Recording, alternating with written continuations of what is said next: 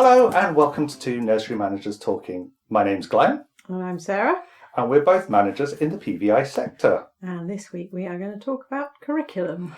Ooh, it's quite an interesting word, that one. I think it freaks people out a little bit as well. Yeah, I think it's a struggle to express exactly what you want it to mean or what you think it means. Mm-hmm. We're actually doing a curriculum review at the moment at my setting.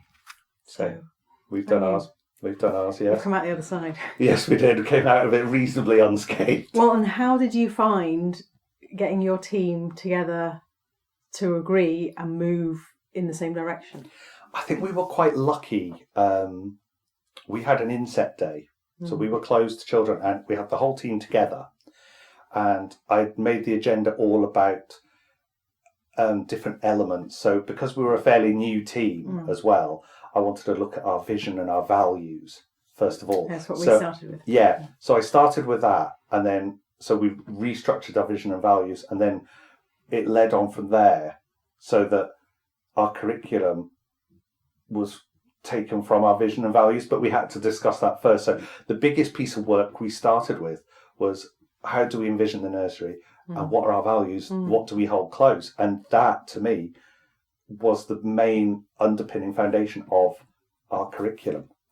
Yes, that's exactly where we're at. So in a fortnight, we've got our third staff meeting on the subject. We've sort of every month.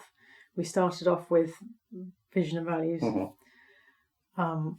Then last month we looked at the curriculum based on a questionnaire. Everyone got away and written it and tried to put it all into one piece of paper. And they sat in different groups and sort of one group discussed it, and then they changed who they were sitting with and went, so everyone could sort of talk about how it would work from room to room as well as how it might work in that room. And then we have a draft curriculum, and now we're looking at implementation and how we're going to see it moving. But I think the biggest thing for me is birth to 5 or development matters versus curriculum, and getting everyone to see that they don't have to wrap their arms around every statement. Yes. Is still a struggle, even though it's over 3 years now since it's been made clear by Ofsted that everything does not have to come from that. No. It is difficult, and there are some people that, I mean, I know what you mean. There are some people that literally walk around with this cradled to their chest going, I cannot deviate from this. Yes, you can. You absolutely can. Look, there's the child there. The child is not in that book. The child is there. Look at the child. Trust. I think it's that bit is sometimes they don't trust in themselves and their skills and their knowledge and their experience to step away from something like birth to 5 matters or development matters. And I think that is a difficult bit particularly when you're trying to look at how you develop and implement a curriculum. Yeah. To say that birth to 5 matters is our curriculum is, I think, where a lot of people would be comfortable. Yeah. But I think if they are still in the paperwork frame of mind, which we've spent the last 3+ years trying to move away from, oh yes, it's really helpful to have a curriculum that is different so that they can change their mindset. That's the zone I'm in at the minute, which is a difficult place to be at the moment, I think. It is. I mean, when you were talking there, it was like that word mindset just came straight into my head. I'm like, it's a difficult bit because I think we've been so contained about what a curriculum is. I mean, we've got the school curriculum, Key Stage 1 and all of that. And then we've got the early years foundation stage, which everyone felt was the curriculum. And it's not. It's just another series of statements. And see, a lot of people, I tell why I love early years. I started in secondary school where the national curriculum for history was a booklet, a huge, and there was statements and level 8 and level 4 and all of that was very regimented and what needed to be covered. And I felt it was too constraining and it didn't really suit the children. I didn't find it. So maybe primary school is better because that's more focused on the individual. And I went and worked in a primary school and taught year 3. And no, there was ridiculous amounts of content still. And it wasn't just one subject now. You had to think about the curriculum in all the subjects and the stuff that you have to crack through in a year. It's such a pace. And you can just sort of see the children being left behind. Yeah. And so I say to my staff, that's the curriculum, folks. And that's not what we want to do because it doesn't suit the children. We are so lucky in early years. Here are our children. What do you want to do that's best for them? Yeah. And that's why I found starting with values so important, and say everyone needs to bring a couple of values with them to the staff meeting, what you think it should be about, what you want us to focus on at our setting. And there was crossover, and from that you can say, all right, so here's what everybody agrees on, this is going to be at the heart of it, and let's take it from there. And again, we're looking at children. What do you want to do today for that child? What do you want to do next week for that child? Not what do you have to fit in before Christmas for that child. I think it was interesting, going back to the values part there, that, everyone in your staff team brought in their value or, something, and there was a lot of crossover. We did it as a whole staff team in one go. We mind mapped and everyone just shouted out words or phrases and we just popped them down. And then from that, I took the various words and I typed something out and I read it back to everyone. I said, how does that feel to you? Does that encompass what you are thinking about? And that's how we did it. It was collaborative and it was really, really nice. It was. I did that when we were starting out and there were 5 of us. That's how I did it the first time. But now we are 23. Goodness, yes. It's slightly more difficult. And so I like to give everyone the chance to have their views shared to begin with. So that I often send out a questionnaire so they can have a think about it. And those who aren't willing to speak up in the meetings, to still get their voice heard. Everything's already like, well, here are the things to think about, here are the ideas. And then we can talk about it in little small groups and then report back and share. And I think that's working better with 23. But yeah, we did end up and by the end of the day, we had a paragraph when there was a small staff. Yeah, that was the same because I'm a small staff team, so I was exactly the same as when you first started at your setting. It was, it's easier to do it that way, but at least the way you're doing it now, everyone's voice is heard in a way that makes them feel comfortable as well, which is also important. But it is that bit where it needs to be collaborative because you want everybody on board with it. Yeah. Like, there's that saying, it's like, is everybody on board the bus? I still like that phrase now, but it's really important everyone feels like there's a part of their values or what they feel is right for the children within that curriculum. If you don't have everybody with it and understanding it and having been there at its creation and gone through the various stages, like we've done it over several staff meetings so we can look at different sections, it's not going to work because unless they understand why we're not just following every level descriptor in Birth to 5 Matters or Development Matters, they're not going to be able to spend their days playing with children in a way that reflects the curriculum, that reflects what the children need. Yeah. So, the taking time and letting everybody get involved is really important. Particularly for those that have been in the sector for a long time. It can be frightening to think, well, not a control thing as such, but it's that bit where you feel I'm doing the right thing because this is where they should be, and if I'm following that, and it's that almost like a fear of just letting go that is everything just going to fall apart then. Yeah, and it's almost like you've got to hold their hand a little bit and say it'll be okay. You can put this down and just look at the child, play with the child, understand them. Yeah, and actually spending time with the child is the best use of your time, rather than spending all 13 sections once you've broken down the 7 sections, probably more than that. Rather than reading every single bit and marking them at developing, emerging, secure in each little bit, the amount of time that it takes you to read all that away from the child because you've got to concentrate. Yeah. Whereas if you'd spent that time playing with the child, you would have spotted a teachable moment, you would have developed their play, you would have shown them something new or something interesting, and you could have made them think about something that they hadn't tried before, which is going to move the child further more than if you'd have just been reading the descriptors and filling in a sheet. Exactly. I think there's that bit as well, that some of those that have been around for a while, and I count myself as one of those as well. I mean, I like to let go of paperwork. I hate paperwork anyway. I really do. I'm not an admin person. But I think there's that bit where you feel like you've got to evidence it for, dare I say, that word, Ofsted. And you don't, No. I mean, the last Ofsted that I was part of, and I just talked to them. No, and that's all they wanted to hear. I talked about every child that I had there and where they're at and what we're working on, because, such and such a child is needing a little bit more work on their physical development. And the Ofsted inspector came back to me and went, well, they know what they're doing. Because that's what they wanted to hear. They didn't want to see, they didn't look at any paperwork. No. They didn't ask about any paperwork. They checked the sort of basic nuts and bolts, the important safeguarding, safe policies and all the policies did that of that. Bit. But did they look at a single child's piece of admin paperwork? No. And they just wanted to talk to the staff.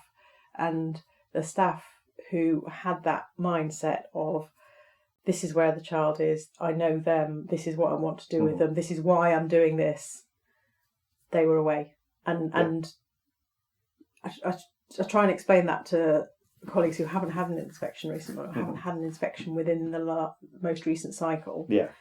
You don't need to worry about this. No one's going to ask about how beautiful your paperwork is. You just need to feel confident about talking about your child and how you've been playing with them and why you've been doing things. And that's really why I want them to be so part of the curriculum, embraced and engrossed within our curriculum, so that then they are within it all the time. They're with it with the children, and they shouldn't feel panicked when Ofsted come or anyone else comes, because they just talk about what they do every day. Yeah. It's not a big song or dance, is it? There was a phrase just came into my head: the curriculum is people, and I think, to me, that's what it is, because you could have.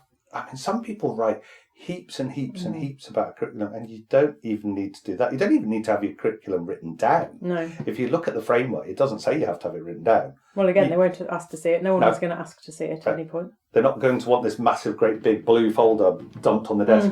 This is our curriculum. They don't care about that. They want to see it in practice and people to be able to talk about it. And I think that's the bit. It's like, if people can talk about the children, then they're talking about the curriculum at the same time. Yeah, exactly. Because they're putting into practice the curriculum. Yeah. So it's a difficult one as well to kind of, for some people maybe to wrap their heads around, that actually your daily practice is a curriculum. Yeah.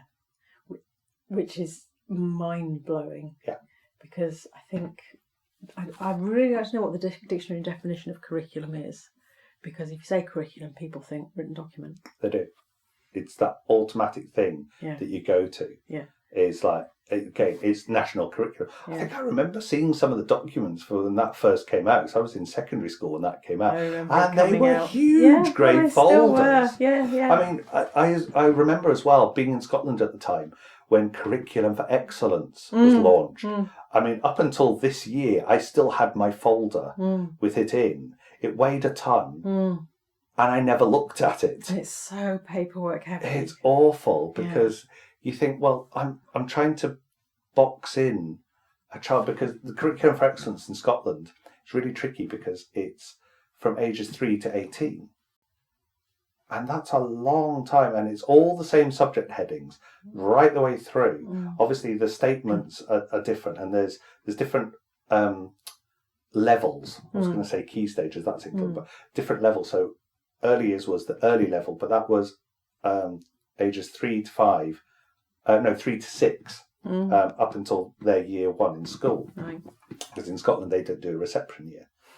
And it was mind-blowing with that one, and I felt very penned in. Well, that's how I felt working in schools. Yeah. So I mean, I totally get what you were feeling there, because you're like, I'm trying to box this child in, and this child doesn't fit this curriculum. And some of the settings I worked in before, the framework changed, and you could devise your own curriculum, which I think freaked a lot of nurseries out, going, "Oh my goodness, how am I going to write that? We're in free fall here. How do I write it without just copying the statements out of?" Yeah, I think a lot of places did. Yeah. But it was kind of tricky. In some places I've worked in, you were literally going, well, I could twist that in so that and you're trying to fit these statements in. I'm like, this is ridiculous. I'm trying to crowbar a child into these statements. But we're in early years to do what's best for children, and that I've been trying to get that across. It's clear from everybody's responses and everybody's thoughts that what you want to do is put children first, and that's why you're in early years. We've said it before. No one's in early years for the money. Never. It's because of the love of what you do, and putting your heart into your work is putting the children at the centre of it, at the heart of it. That's what the curriculum is. Yeah. And you shouldn't have the pressure of, this has to happen, otherwise what will happen if they don't know the colour red by the age of 2.5? So what? Maybe they're colourblind. You never know. But I think it's strange as well that those that have been in it for a while, and for a while we were all shouting, "We're drowning in paperwork. We're drowning in paper."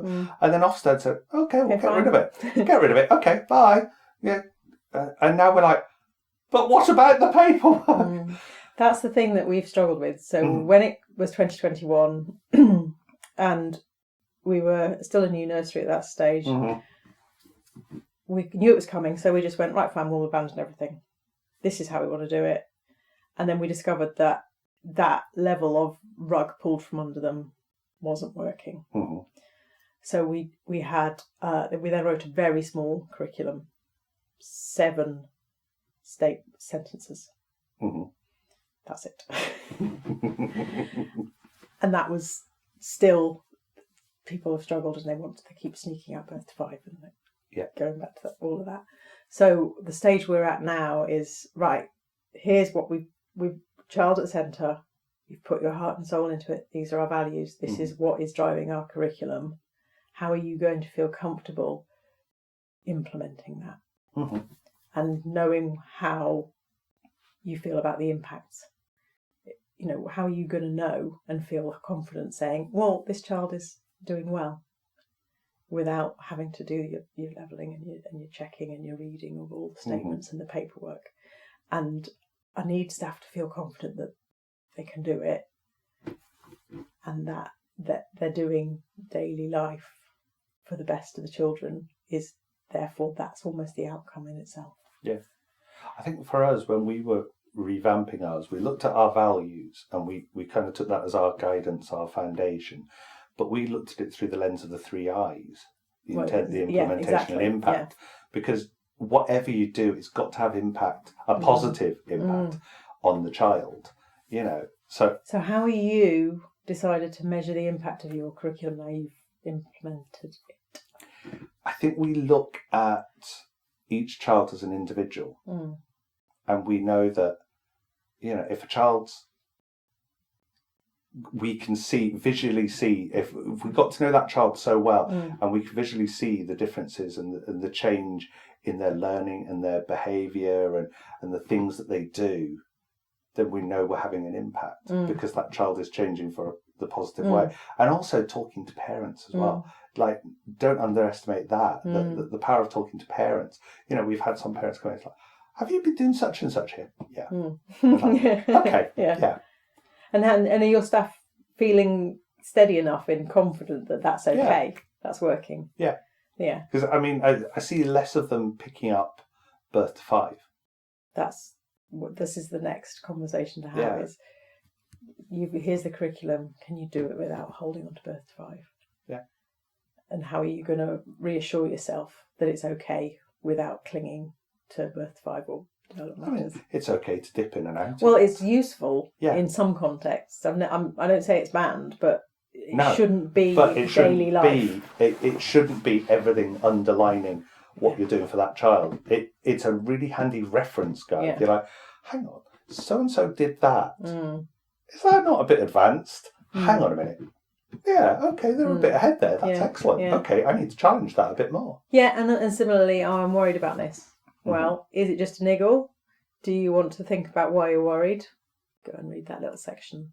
Is it development, language development, physical development? Read a little bit. Yeah. Find out, and then use it to dig in deeper if you want to do. Mm-hmm. But then you come across Dingley's Promise. I've heard of it. I've not really. So we've been looking at that in a bit of detail as well from the SEN aspect, and that has really cut down on how much detail you go into with a child who you are heading towards an SEN diagnosis with. Okay. Have you done the early development? I never get the name right. Development journal. It's a big document and there's all sorts of levels and descriptors. It's a huge text. It's been around quite a long time. Okay.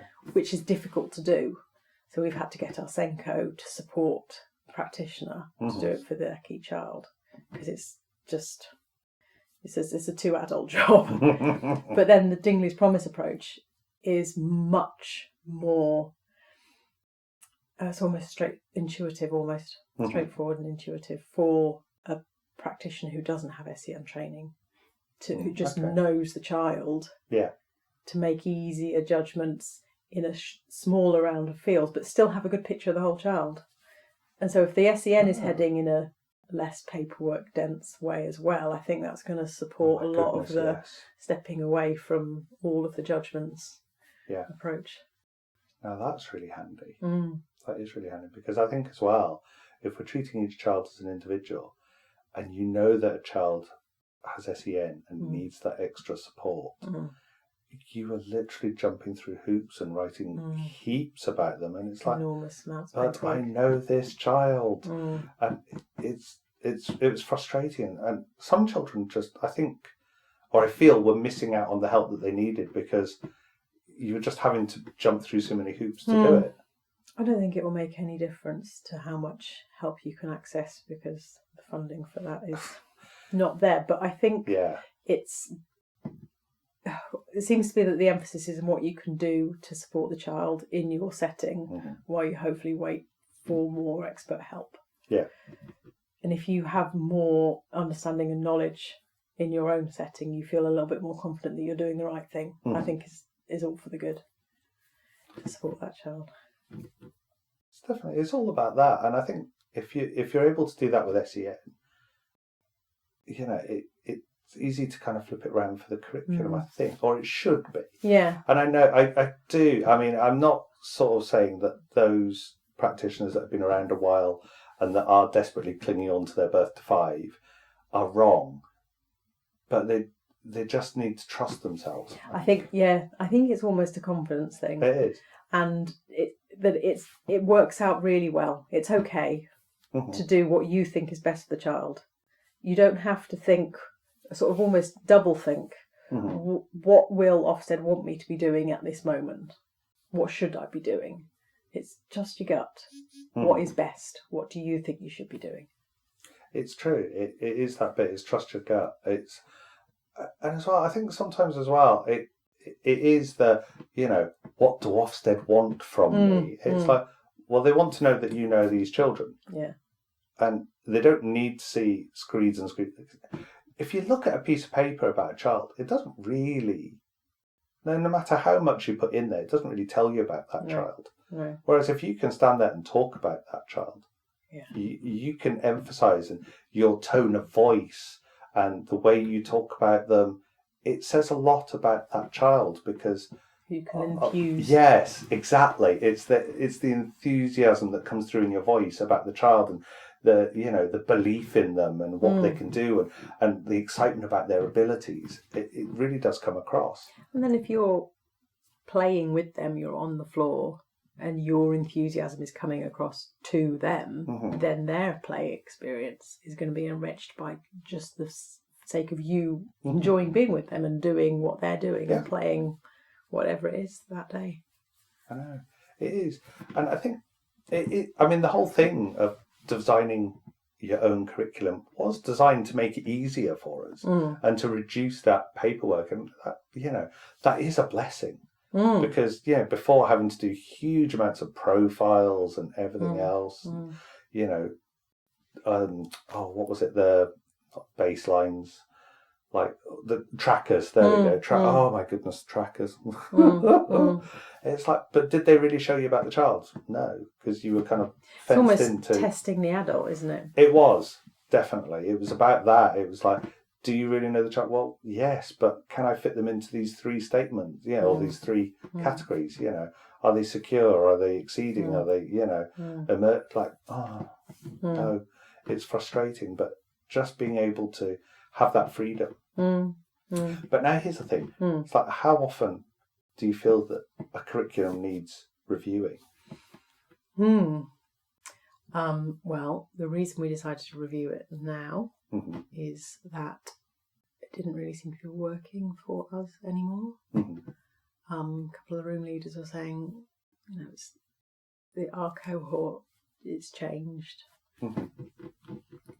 We need to tinker with it. Well, let's look at it as a whole, because if we're still wedded to the need to fill in a whole tracker, you need to be sufficiently invested in a new curriculum to abandon that. I always find people sneaking up into corners to no, stop, step away from the tracker, don't do it. Oh my goodness, no, I'm laughing because yes, that's happened in another setting that I've been at. It's like you'd literally like, I can't do without a tracker. You have a tracker.